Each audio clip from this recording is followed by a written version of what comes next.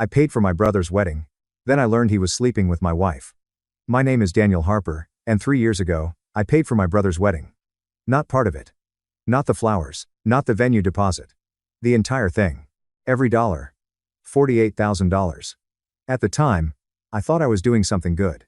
My younger brother, Tyler, had always struggled financially. He jumped from job to job, made bad decisions, accumulated debt faster than he earned money. But he was still my brother. And when he called me one night, saying he could not afford the wedding he had promised his fiancée, I did not hesitate. I helped. Because that's what family does. Or at least that's what I believed. Back then, I still believed family meant loyalty. I still believed sacrifice mattered. I still believed the people closest to me cared about me. I was wrong. Terribly wrong. The truth was that while I was paying for Tyler's dream wedding, he was secretly destroying my marriage. And I would not discover it until it was almost too late. At the time, my life looked perfect from the outside. I owned a successful home renovation company in Denver. My wife, Melissa, and I had been married for 8 years. We had a beautiful house. A comfortable life. No children yet, but we were trying. Most people probably envied us. I certainly thought I was lucky. Melissa was smart, beautiful, and outgoing. She could walk into any room and instantly become the center of attention. People loved her. Including my family. Especially Tyler. Looking back, maybe that should have been my first warning. Tyler and Melissa got along unusually well. At first, I considered it a blessing. Most families struggle with in-laws. Mine seemed effortless. They joked constantly. Shared the same sense of humor. Texted each other funny memes. Nothing inappropriate. Nothing obvious. Just enough to seem normal. Just enough to avoid suspicion. And I never questioned it. Why would I? I trusted both of them. Completely. The wedding planning consumed almost a year. Whenever Tyler ran short on money, I covered the difference. When vendors demanded larger deposits, I paid. When unexpected expenses appeared, I handled them. Every time. My wife encouraged me. "You are a good brother," she would say. "You will never regret helping family." The irony still makes me sick. 3 months before the wedding, I noticed something strange. Nothing dramatic. Just small things. Melissa smiling at her phone late at night. Tyler suddenly calling more often. Conversations stopping when I entered a room. The kinds of details people ignore. The kinds of details that seem meaningless until later. Until you know the truth. Then every memory becomes evidence. One Saturday afternoon, Tyler came over to discuss wedding expenses. We sat on the patio drinking beer. Melissa joined us. The conversation was normal. Then Tyler made a joke. Melissa laughed so hard she nearly spilled her drink. Not unusual. Except for what happened next. They looked at each other. Just for a second, a look. A silent understanding, gone almost instantly. But something about it bothered me. I could not explain why. I could not define it. I just felt it. Like a tiny crack forming beneath my feet. That night, I asked Melissa about it. She laughed. "You are jealous of your own brother?" I laughed too. Because the idea sounded ridiculous. Tyler? My brother? The kid I had protected his entire life? Impossible. I apologized. And she kissed my forehead. Told me I was imagining things. So I convinced myself she was right. That was my biggest mistake. As the wedding approached, Tyler became increasingly stressed. Money issues. Vendor issues. Guest list issues. Every problem landed on my desk. And every time, I solved it. I wanted his wedding day to be perfect. I wanted him to have opportunities I never had. What I did not realize was that while I was building his future, he was quietly dismantling mine. The first real warning came 6 weeks before the wedding. I returned home early from work. A client had canceled. I figured Melissa would be surprised. She usually worked from home on Fridays. When I walked inside, the house was silent. No television. No music. Nothing. Then I heard footsteps upstairs. I called out her name. No answer. A few seconds later, Melissa appeared at the top of the stairs. She looked startled. Almost frightened. Then she smiled. A little too quickly. "You are home early." Something felt wrong, very wrong. But I did not know why. Not yet. Later that evening, I noticed a second coffee mug in the sink. Not unusual. Except Melissa did not drink coffee. And I had not been home all day. When I asked about it, she immediately answered. "My friend Sarah stopped by." Simple explanation. Reasonable explanation. The kind of explanation liars depend on. A week later, Tyler accidentally left his phone on my kitchen counter. He rushed back 10 minutes later to retrieve it. Again, nothing unusual, except his panic seemed excessive. Almost desperate, like someone terrified another person might see something. At the time, I ignored it. Today, I wish I had not. Because the truth was already there. hidden in plain sight, waiting for me, and within a matter of weeks, one unexpected discovery would reveal that the brother whose wedding I was funding had been sleeping with my wife for nearly a year. And the wedding I paid for? It was about to become the most expensive mistake of my life. The truth found me by accident. Not through a confession. Not through a private investigator. Not through some dramatic confrontation. It came from a simple text message. One message that was never meant for me to see. And once I saw it, my life would never be the same. 2 weeks before Tyler's wedding, Melissa asked me to help her choose a new laptop. Her old one was slowing down. As someone who handled most of the technology in our house, I agreed. The following Saturday, we went shopping. By evening, she was busy transferring files from her old computer to the new one. At some point she left to take a shower.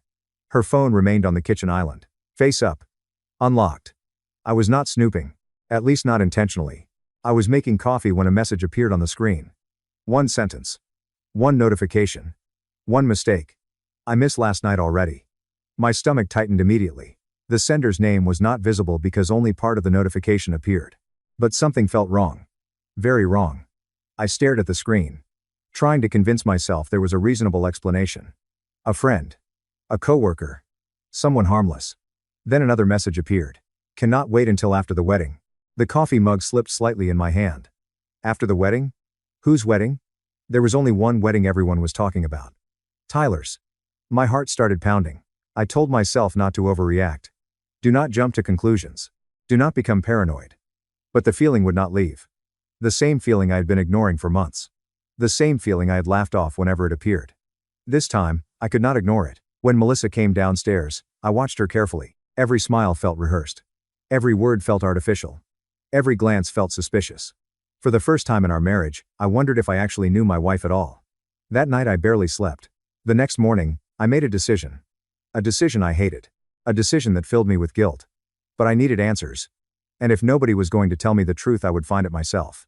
The following week presented an opportunity. Melissa left her laptop at home while meeting friends for lunch. I sat in my office staring at it for nearly 30 minutes. Part of me wanted to walk away. Part of me wanted to trust her. But trust only works when both people deserve it. And deep down, I already suspected she did not. I opened the laptop. The password had not changed. It was still our wedding anniversary. That fact alone nearly made me laugh. The woman betraying me was using our anniversary date to protect her secrets. Most of what I found looked normal. Photos. Documents. Work files. Nothing unusual.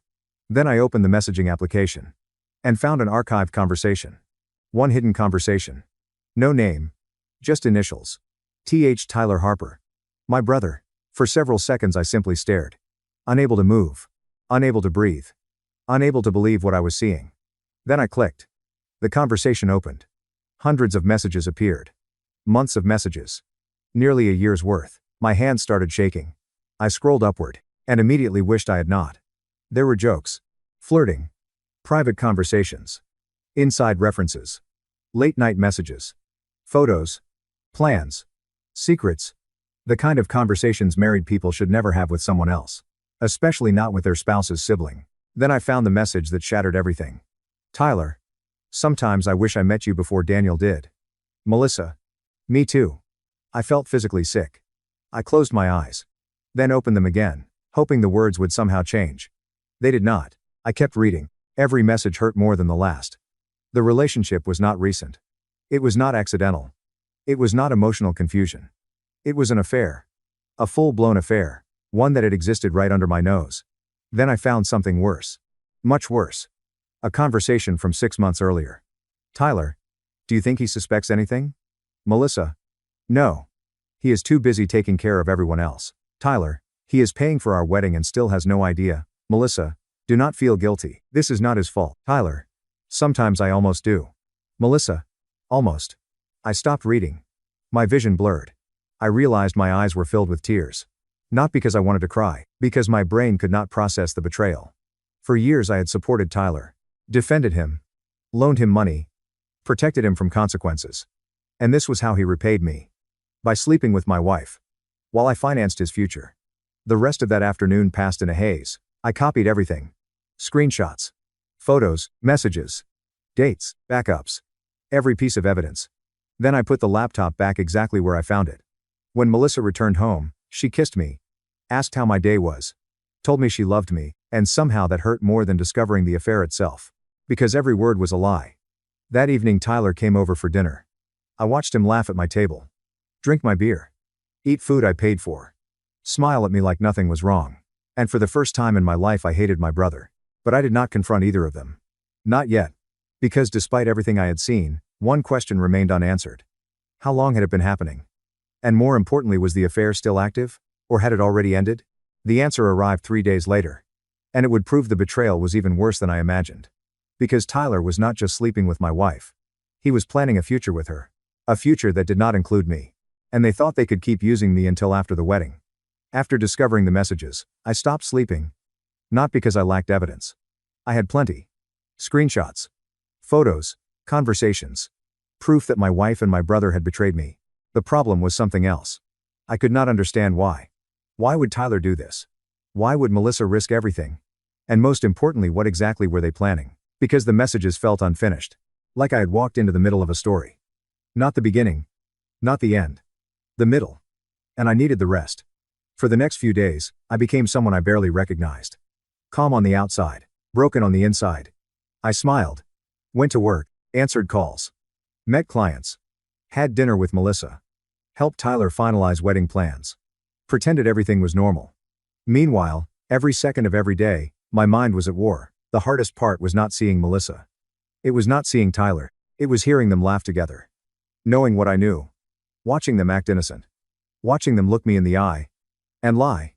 Again. And again. And again. 3 days after discovering the messages, another opportunity appeared.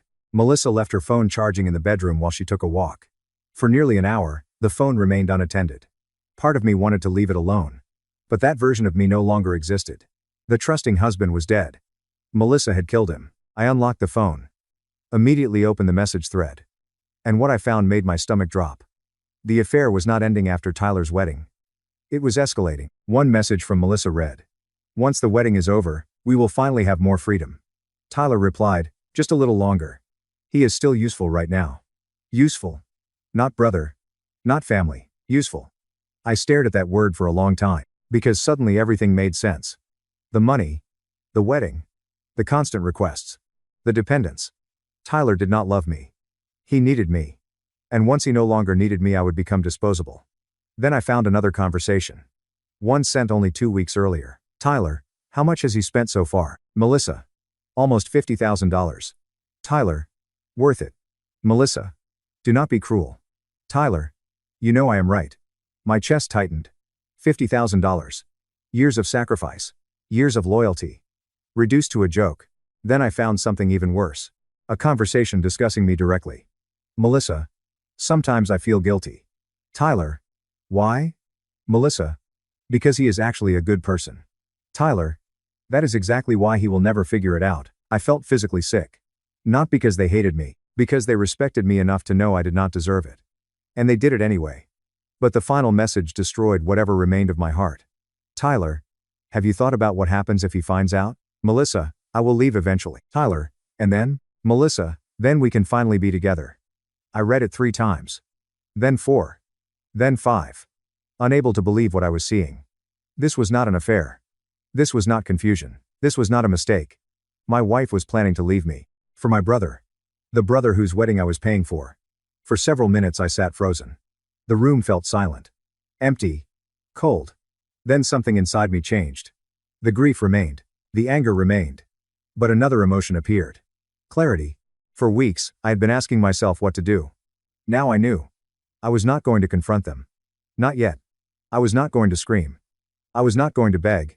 I was not going to ask why, because people willing to do this already knew why, and they chose it anyway. Instead, I started planning. The following day I met with an attorney. A quiet woman named Rebecca Lawson. Highly recommended. Highly respected. The kind of lawyer who never wasted words. After reviewing the evidence, she looked up. Do they know you know? No. Good. Then she said something that would shape everything that followed. Never interrupt your enemies when they are building their own downfall. I smiled for the first time in weeks. Because she was right. Tyler's wedding was only 18 days away. The venue was booked. Guests were traveling from multiple states. Deposits had been paid. Photographers hired. Caterers scheduled. Everything was locked in. Everything depended on my money. And neither Tyler nor Melissa had any idea that the man funding the entire event had finally learned the truth. Rebecca helped me review every financial record. Every payment. Every contract. Every invoice. Everything connected to the wedding. The deeper we looked, the uglier things became. Tyler had not just accepted my help. He had manipulated me. Repeatedly. Exaggerated costs. Invented emergencies. Requested additional funds that were never needed. Thousands of dollars had disappeared. The wedding was not merely expensive. It was a scam. And suddenly I realized something. The affair was not the only betrayal. The wedding itself was part of it. That evening, Tyler called. Cheerful as always. "Hey, brother." I almost laughed. Brother. The word sounded ridiculous now. "What is up?" I asked. "Just wanted to thank you again." "For what?" "For everything." The irony nearly killed me. Because he had no idea. No idea that I knew. No idea that every lie was about to catch up with him. No idea that the biggest day of his life was about to become a disaster. After we hung up, I opened my laptop. Reviewed the evidence again. The messages. The screenshots. The contracts. The bank records. Everything. Then I looked at the wedding date on my calendar. 18 days. Just 18 days. For the first time since discovering the affair, I was not thinking about what I had lost. I was thinking about what came next. Because Tyler believed he was about to have the perfect wedding. Melissa believed she could continue lying until she was ready to leave. Both of them thought they controlled the story. They were wrong. Very soon, everyone they knew would learn exactly who they were. And when that happened, the wedding I paid for would become the stage for the most humiliating day of their lives. The 18 days before the wedding felt like 18 years. Every morning I woke up next to Melissa. Every evening I listened to Tyler talk excitedly about his future. And every day, I pretended I knew nothing. It was exhausting. But it was necessary. Because the closer the wedding got, the more careless they became. People who believe they have won stopped being cautious. And that is exactly what happened. Tyler called constantly. Final guest lists. Seating arrangements. Vendor questions. Last-minute expenses. Every conversation reminded me of one thing. The entire wedding existed because of my money. Without me, there would be no venue, no photographer, no catering, no luxury resort reception. Nothing. And somehow he still believed I was the fool. A week before the ceremony, I met with Rebecca again. She reviewed every piece of evidence one final time. The messages. The financial records. The screenshots. The timeline of the affair. Everything was organized perfectly. Then she asked a simple question. "What outcome do you want?" I thought about it carefully. For a long moment, neither of us spoke. Finally, I answered, "I do not want revenge." She raised an eyebrow. "Then what do you want?" "The truth." Because the truth was enough. I did not need to invent anything. I did not need to exaggerate. I did not need to manipulate. The facts alone would destroy them. Rebecca nodded. "Then let the truth do the work." That became my plan. 3 days before the wedding, I made a discovery that shocked even me. I was not looking for new evidence. I already had more than enough. But while reviewing financial records, I noticed a series of unusual charges. Small amounts. Scattered over several months. Hotel payments. Restaurant bills. Weekend trips. All paid using a credit card account that Melissa and I shared. My stomach dropped. Because it meant something even worse. I had not just funded Tyler's wedding. I had unknowingly funded their affair. Thousands of dollars. My money. Paying for hotel rooms where they met. Dinners where they planned their future. Trips where they laughed behind my back. When I showed Rebecca, she stared at the statements in disbelief. Then she slowly shook her head. "I have handled divorce cases for 15 years. She pointed at the documents. "This is one of the most selfish things I have ever seen." That night, I sat alone in my office. Looking at photographs from better times. Family vacations. Birthdays. Holidays. Moments that once felt meaningful. Now they look different. Because once trust dies, memories change. The hardest picture to look at was one taken 2 years earlier. Me, Melissa, and Tyler. Standing together at a lake during a family trip. All smiling. All laughing. At the time, I thought it was a happy memory. Now I knew better. By then, the affair had already started. And I was the only person in the photograph who did not know. The wedding rehearsal arrived. Everyone gathered at the venue. A beautiful mountain resort overlooking the Colorado foothills. Expensive. Elegant. Perfect. Exactly what Tyler wanted. Exactly what I paid for. As I watched him rehearse his vows, I could not help noticing how confident he looked. How comfortable. How relaxed. Because he believed he had everything. The wedding. The admiration. The money. My trust. And my wife. He thought he had won. At one point during the rehearsal dinner, Tyler stood and raised a glass. I want to thank my brother Daniel. The room applauded. I smiled politely. You have always been there for me. More applause. I could not have done any of this without you. Even more applause. The performance was almost impressive. Almost. Then he looked directly at me. And I will spend the rest of my life paying you back. For a second, I nearly laughed. Because by this point, I already knew exactly how much that promise was worth. Nothing. Melissa sat beside me the entire evening. Holding my hand. Smiling. Kissing my cheek occasionally. Playing the role of devoted wife. The woman deserved an Oscar. Later that night, after everyone returned to their rooms, I walked alone through the empty venue. The ballroom lights glowed softly. Tables were arranged perfectly. Flowers decorated every corner. Everything looked beautiful. And tomorrow morning it would become a disaster. The next day arrived. Wedding day. Guests filled the resort.